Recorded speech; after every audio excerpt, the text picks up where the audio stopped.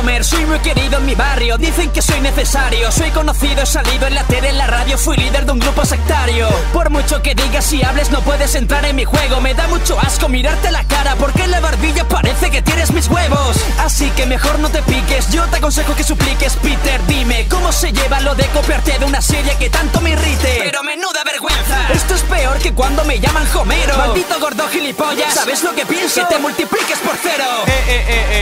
Lois, este imbécil no es mi rival. Yo me esperaba que al menos le quedara alguna neurona para rapear. Bueno, me tendré que conformar con este anormal. ¿Qué le voy a hacer con ese tono amarillo de piel? Seguro que tienes hepatitis B. Cómprate ya una Gillette y afeítate de una vez. Hombre, ¿qué llevas con esa barba de mono desde que eras un dibujo deforme? En emisión desde el 87. Vaya, Homer, menudo abuelo. Me temo que te estás haciendo viejo. Yo al menos aún conservo mi pelo. Pena me da tu familia que odias hasta tu hija. Pobre chiquilla, tienes un perro que habla. Venga, dime dónde venden esas pastillas. No tienes nada que hacer, yo te comeré como una simple rosquilla. Tengo delante un inútil que se le olvida cómo sentarse en una silla.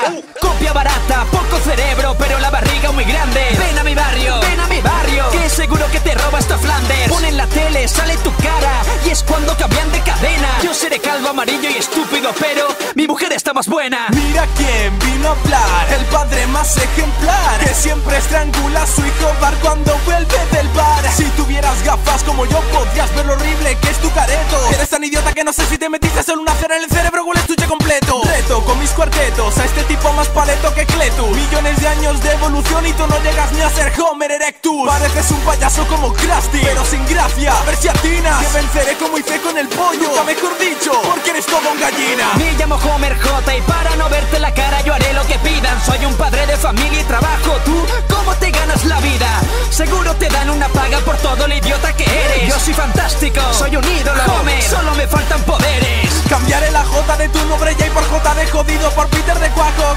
Mr. Proper, vas a gritar Moskis cuando te arranque esa cabeza de cuajo. Sin tele y sin cerveza, Homer pierde la cabeza. Pues con Peter no hay empate, Homer pierde este combate.